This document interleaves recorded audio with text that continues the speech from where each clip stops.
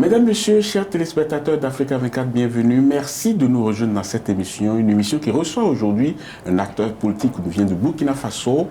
Il est ancien ministre, il est candidat à l'élection présidentielle du 22 novembre prochain. Monsieur Tahirou Barry est notre invité. Merci d'avoir accepté notre invitation. C'est à vous le merci. Dans quel état d'esprit abordez-vous ce scrutin présidentiel et législatif? C'est dans un état d'esprit de confiance, parce qu'on se présente devant le peuple avec notre vision à laquelle nous croyons. On se présente devant le peuple avec une foi et une volonté. La foi, la volonté, c'est très important, mais il en faut bien plus pour pouvoir être élu président de la République. Mais ce scrutin s'organise dans un contexte où on va essayer de voir un peu, est-ce que toutes les conditions sont remplies pour qu'au soir du 22 novembre, l'élection ne souffre d'aucune contestation? Il y a quelques préoccupations liées à l'insécurité dans certaines zones, mais aujourd'hui, nous avons le devoir d'affronter la réalité et de trouver les solutions pour parfaire le processus électoral. Nous sommes dans cette lancée et nous sommes confiants. Les élections présidentielles en Afrique sont devenues source d'insécurité et d'instabilité. Et les Africains se posent aujourd'hui la question, dès qu'on dit qu'il y a élection présidentielle dans un pays, ils se demandent qu'est-ce qui va se passer cette fois-ci. Ici, en analysant un peu les conditions dans lesquelles ça s'organise, il y a eu entre-temps quelques reproches par rapport au fichier électoral. Aujourd'hui, est-ce que tout est réglé? Est-ce que vous êtes prêt à accepter le fichier tel qu'il est? Et comme vous le savez, l'opposition avait demandé un audit international du fichier et l'audit a été réalisé avec un certain nombre d'irrégularités qui ont été corrigées. Aujourd'hui, nous sommes rassurés quant à la fiabilité du fichier qui va certainement l'objet de traitement par la CENI. En tout cas, de toute façon, c'est les experts de l'Organisation internationale de la francophonie qui ont réalisé cet audit. Ils ont conclu que le fichier est un fichier de qualité, il est fiable et qu'il permet donc d'aller à des élections en confiance. Tous les acteurs se sont engagés là-dessus, la commission électorale a fait le travail qu'il faut. On espère que chacun jouera franc jeu et qu'à la fin, personne ne va se lever pour dire non, je n'étais pas d'accord avec le fichier de base. Autre actualité, c'est par rapport, comme vous l'avez dit tout à l'heure, par rapport à l'insécurité, les terroristes qui continuent de frapper, les années passent, le phénomène perdure. Est-ce que vous avez eu le temps d'identifier les vraies raisons de ces phénomènes-là auxquels le Burkina Faso est confronté? La question du terrorisme est une question assez complexe. Mais ce que nous constatons et qui est également partagé par un certain nombre d'experts, le terrorisme a ses origines dans la misère, dans les inégalités, dans les frustrations qui ont été subies dans des zones longtemps abandonnées à travers les différents processus de développement. Quand on prend la zone du nord, on prend la zone du Sahel, on prend la zone de l'est, de la boucle du Mouhoun, ce sont des zones qui ont été les oubliées de notre histoire dans les différents processus de développement. Aujourd'hui, on ne saurait traiter la question du terrorisme sans trouver des solutions aux maux qui minent ces zones et qui s'appellent misère, qui s'appellent frustration, qui s'appellent ignorance, qui s'appelle rejet. En un mot, le sous-développement constitue un terreau pour le terrorisme. La question du sous-développement ne se règle pas en quelques années. Il faut beaucoup de temps. Est-ce à dire qu'il faut vraiment beaucoup de temps pour régler le problème du terrorisme aussi? Il faut certainement une vision à long terme. Mais cette vision ne doit pas nous faire oublier la nécessité de doter les forces de défense et de sécurité des moyens adéquats, adaptés, moderne pour affronter l'ennemi. Parce que si on doit croiser les bras et agir sur les différentes actions de développement, il est évident qu'il y aura assez de dégâts au sein de la population. Mais le pouvoir en place estime avoir consacré beaucoup de moyens aux forces de défense et de sécurité, mais sur le terrain, on ne le ressent pas, ne serait-ce que par rapport à la fréquence des attaques terroristes. Qu'est-ce que vous vous dites? Est-ce que c'est un diagnostic mal posé? Est-ce que c'est la stratégie qui a péché? Ou bien on n'a pas du tout trouvé encore la solution? Il faut qu'on soit franc. L'insécurité est aujourd'hui le prototype parfait de l'échec du régime au pouvoir. La question de l'insécurité, qui était une plaie, a été maltraitée, elle s'est gangrénée. Aujourd'hui, nous sommes obligés de traiter des conséquences d'une négligence coupable de l'élite dirigeante, et nous sommes quelque peu dans une situation où il nous faut encore plus d'énergie, plus d'action forte, plus de détermination pour venir à bout de ce phénomène. Il est certain, comme je l'ai dit tout à l'heure, qu'il y a une bonne partie du budget national qui a été consacrée au terrorisme, ce qui est à l'actif quand même de l'exécutif actuel. Mais est-ce que vous ne pensez pas que dans une guerre asymétrique comme la guerre contre le terrorisme, personne n'a la solution, même ceux qui sont là tous, qui estiment qu'ils ont une solution, qu'ils n'y sont pas. Et pourtant, le pouvoir en place essaie de faire un certain nombre de choses.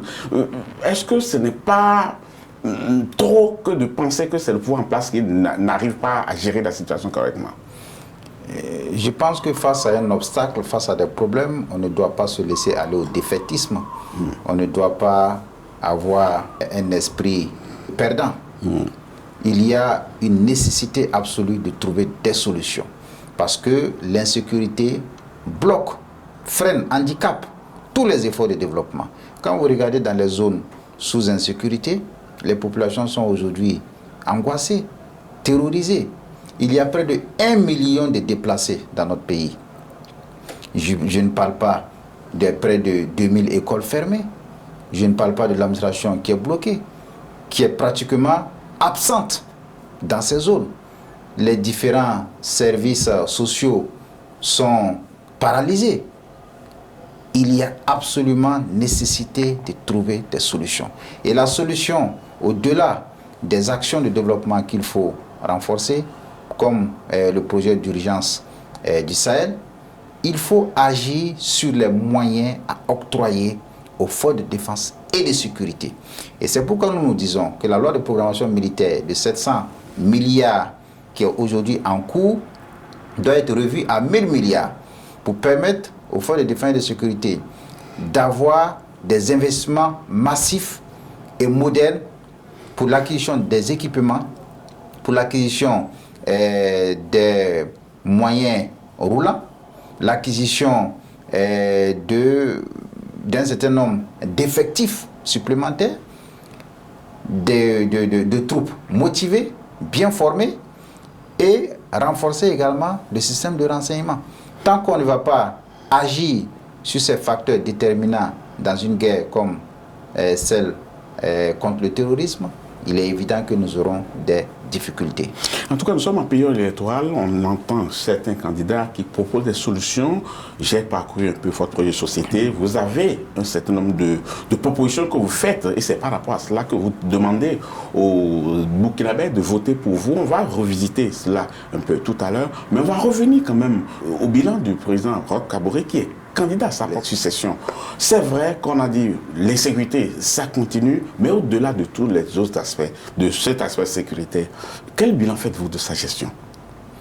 Le bilan du président Roch Marc Christian Kaboré est un bilan qui est négatif.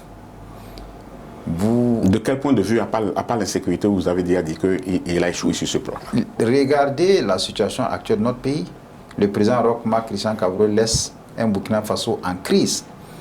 Au-delà de la crise sécuritaire, nous avons la crise de la cohésion sociale, nous avons la crise économique qui a paralysé la plupart des entreprises qui sont moribondes et même enterrées. Nous avons la crise scolaire et universitaire, avec un système scolaire qui ne produit plus de richesse en termes d'hommes aptes pour être opérationnels sur le marché du travail. On a une crise du climat social avec des grèves à répétition paralysant l'administration publique.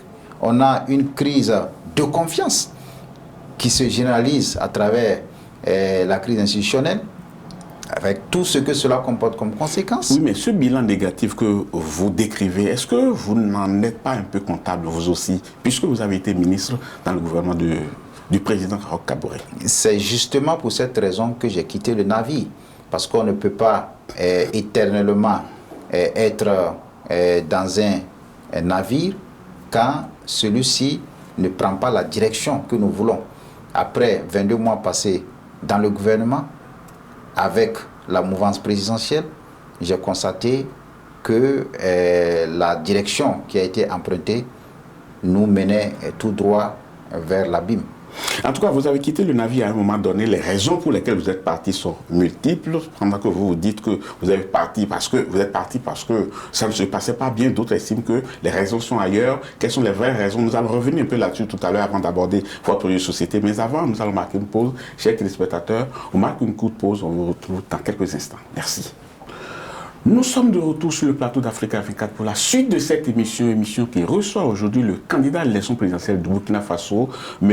Tahirou Barry. Merci d'être toujours en notre compagnie. Je le disais, vous êtes parti du gouvernement après 22 mois passés, et pour vous, vous estimez que parce que ça ne se passait pas bien, vous avez pris vos responsabilités, mais d'autres, par contre, estiment que c'est dû à une crise au sein de votre parti politique que vous êtes parti du gouvernement. La crise au sein de mon parti datait d'août 2016, soit à peine 8 mois après mon entrée au gouvernement. Pourquoi je n'ai pas démissionné depuis cette période? Mieux, j'ai été reconduit en janvier 2017. Et nous avons des archives du fondateur, du parent. Le parent, c'est votre parti de base. Exactement. Quelques mois avant ma démission, qui a affirmé au nom de sa foi sur les chaînes de la télévision nationale qu'il n'était pas question pour lui d'exiger mon départ du gouvernement. Je crois que aujourd'hui, certains ont simplement le désir d'épiloguer sur les raisons de ma démission pour satisfaire leur conscience. Mais je sais pertinemment que nous sommes partis parce qu'on n'était pas d'accord, comme l'a affirmé Samori Touré. Quand on n'est pas d'accord, on dit non. En tout cas, pour la gouverne de nos téléspectateurs, je le rappelle que vous avez été ministre de la Culture au sein du gouvernement du président Roch Kaboré. Vous êtes parti au bout de 22 mois dans ce gouvernement. Mais aujourd'hui, vous êtes candidat non plus au nom de votre parti de base, le parent. Qu'est-ce qui s'est passé concrètement? J'ai constaté que à travers une organisation de ce parti, que l'exclusion de ma personne et de quelques camarades a été prononcée du parent. Il était donc normal pour nous de se retrouver et de reprendre les choses en main à travers la création d'une formation politique, parce que nous sommes une certaine génération. Et cette génération a décidé que personne ne pensera à leur place, que personne ne décidera à leur place. C'est une génération qui a pris conscience qu'il nous faut une destinée plus belle que ce que nous connaissons aujourd'hui. Et on ne peut pas rester dans nos salons et pleurnicher sur notre sort. En 2015, vous étiez déjà candidat à l'élection présidentielle. Vous n'en êtes pas sorti avec un score terrible, à peu près 3%. Vous êtes candidat aujourd'hui non plus au nom du parent. Est-ce que vous vous sentez plus fort aujourd'hui qu'hier pour faire mieux à cette élection présidentielle? Les mots que nous avons dénoncés en 2015 sont toujours présents avec une certaine exacerbation. Nous estimons que nous avons un projet, nous avons une vision cohérente, nous avons un plan révolutionnaire de restauration de la sécurité, de la cohésion sociale et du progrès partagé. Et c'est pourquoi nous estimons que la confiance demeure et que sur la base de cette confiance, nous pouvons avoir des résultats à la hauteur de nos attentes. Le Burkina Faso n'occupe pas un très bon rang dans le classement des indices de développement humain, ce qui veut dire que le Burkina Faso demeure un pays pauvre, très pauvre même, où on constate que tout est à refaire. Le chantier, il est énorme, et quand on est candidat à l'élection présidentielle, il faut y faire face. Sur le plan de l'éducation, sur le plan de la santé, des infrastructures, tout est prioritaire Alors, qu'est-ce que vous proposez au Burkinabé concrètement? Notre vision, notre état futur désirable, c'est de bâtir une nation forte, puissante, réconciliée avec ses valeurs. Et quand on dit réconcilier avec ses valeurs, il s'agit des valeurs fortes de notre nation. Il faut faire en sorte qu'on puisse se fonder sur notre culture pour aller vers le progrès, pour aller vers le développement au service de la grandeur de l'homme. Nous estimons que nos racines constituent un support important. Cela nous permettra d'ériger notre pays comme un bouclier contre l'impérialisme culturel. Parce que vous convenez avec moi que quand on veut dominer une nation, on commence par la faire douter de sa culture.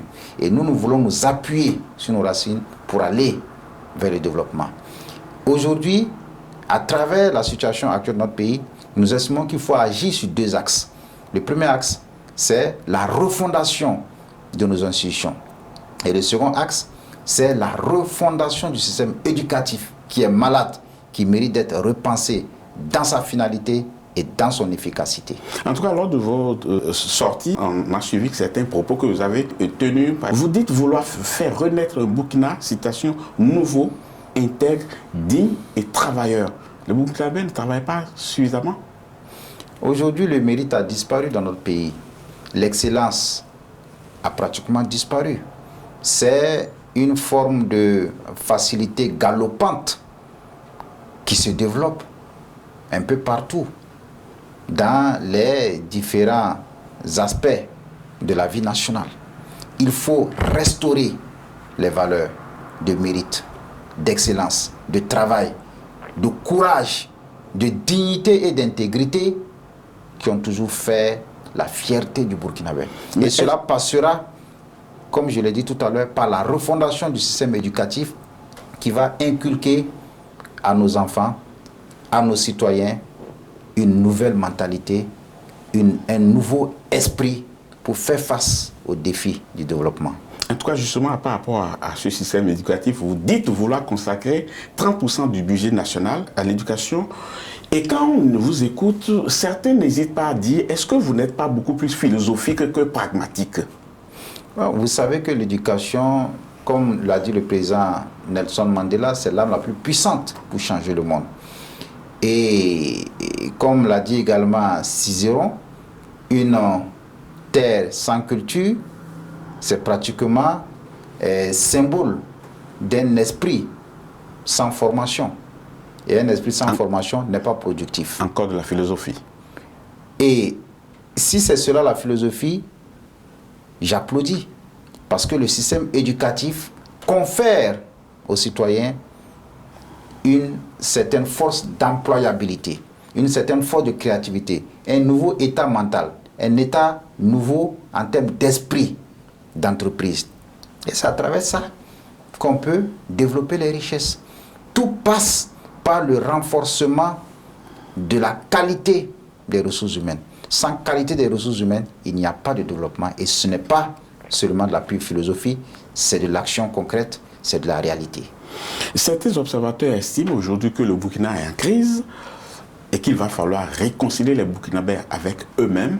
Est-ce que vous reconnaissez, vous aussi, que le Burkina est en crise? Mais c'est ce que j'ai dit. Le président actuel laisse un pays totalement en crise dans tous les aspects de la vie nationale.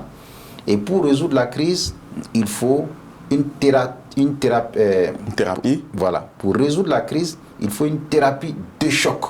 Et c'est cette thérapie de choc qui nous permettra de trouver des solutions fortes aux maux qui nous gangrènent. Donc, pour réconcilier les gens, quel est votre mode d'emploi? Aller vers une assise nationale, prôner le retour des exilés, amnistier les condamnés. C'est quoi votre approche concrètement? La question de la réconciliation repose sur le triptyque vérité, justice et réconciliation. Vérité, parce qu'il faut absolument que des zones d'ombre soient éclairées.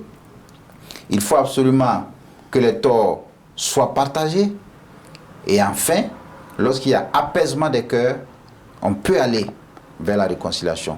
Sans cela, tout ce qui va être entrepris ne sera que de la pure théâtralisation. Donc une justice traditionnelle, comme on le dit. On peut combiner à la fois les règles de la justice traditionnelle et les règles de la justice classique. Et c'est cet ensemble qui peut nous permettre d'avoir, dans les meilleurs délais, une vérité qui nous permettra alors de lever un certain nombre de torts et d'amener les uns les autres à se réconcilier. Beaucoup de jeunes s'identifient à vous et vous disent ils veulent avoir un parcours comme le vôtre, ils veulent devenir comme vous. Et se demandent, mais aujourd'hui nous avons des diplômes, nous sommes à la maison, nous ne travaillons pas. Il va falloir régler le problème de l'employabilité. Quelle est votre approche là-dessus? La question du chômage passe par la solution de régler, de renforcer l'employabilité des jeunes et de renforcer le secteur privé. Le renforcement de l'employabilité des jeunes passe, et j'insiste sur la question, par la refondation du système éducatif pour le rendre plus professionnalisant, plus valorisant, plus qualifiant. Et c'est pourquoi nous avons tout un ensemble de chantiers en la matière. Créer des instituts de formation, créer des lycées professionnels, créer des lycées scientifiques, créer des établissements agro-pastoraux. Vous en avez les moyens? Mais c'est pourquoi nous avons décidé de porter le budget de 20 à 30%. Oui, mais même si, ambitieux. Même si vous le faites, il va falloir trouver les ressources quelque part. Parce que si vous ne produisez rien qui puisse générer ces ressources, je ne sais pas comment vous allez faire. Mais le Burkina Faso n'a pas un problème de ressources. Le Burkina Faso a un problème de gestion de ses ressources. Et là, quand vous regardez nos richesses minières, quand vous regardez nos différentes recettes qui sont en souffrance dans les poches d'un certain nombre de gourous, il y a lieu d'agir. C'est pourquoi nous avons mis comme élément, action fondamentale, une opération Dragon contre tous les pilleurs de la République, contre tous les fraudeurs professionnels, contre tous les délinquants économiques. Et cela doit nous permettre, par exemple, de recouvrer cette dette fiscale qui traîne de près de 400 à 600 milliards. Il y a près de 100 milliards chaque année qui sont fraudés dans notre pays. Il y a une fraude qui ne dit pas son nom dans le secteur minier. Il y a tout ce désarmement fiscal et douanier qui nous fait perdre pratiquement 200 milliards. Donc si nous faisons un ensemble d'actions fortes pour d'abord porter le taux de recouvrement, le taux de pression fiscale de 16 à 20%, si nous faisons des efforts pour recouvrer ce qui nous revient de droit, si nous faisons des efforts pour réduire ce désarmement fiscal et douanier, je pense, avec les différentes mesures de modernisation des actions des régies de recettes, il est évident que nous aurons les moyens pour faire face aux défis de développement. Certaines personnes qui vous écoutent sont prises de frayeur parce que vous l'avez dit, que vous allez mener un combat décisif contre la fraude, la corruption, les détournements de deniers publics. Dans certains pays où cela s'est passé, ça a viré en la chasse à l'homme, ça a viré en règlement de compte. Comment réussir cela et se prémunir de ces mots que je viens de citer? Et ce sera ma dernière question dans cette émission. Dans ces genres d'opérations, il ne faut pas penser à l'avenir des individus en cause. Il faut plutôt penser à l'avenir de la nation. Et c'est l'avenir de la nation qui est en jeu. C'est l'avenir de nos enfants qui est en jeu. Et sur ce point, nous n'allons pas tergiverser. Monsieur Tahirou Barry, merci beaucoup. Je rappelle à nos téléspectateurs que vous êtes devant les électeurs pour susciter leur suffrage pour le 22 novembre prochain, élection présidentielle et élection législative également. Nous allons suivre vos déplacements sur le terrain, rendre compte à nos téléspectateurs et ce sera avec plaisir que le soir du 22 novembre, on rendra compte de est-ce qu'ils ont cru en vous et ce qu'ils en auraient décidé. Merci beaucoup. Chers téléspectateurs, ce sera tout pour cette émission. Merci de l'avoir suivi. Nous vous donnons rendez-vous bientôt pour un autre numéro. À bientôt.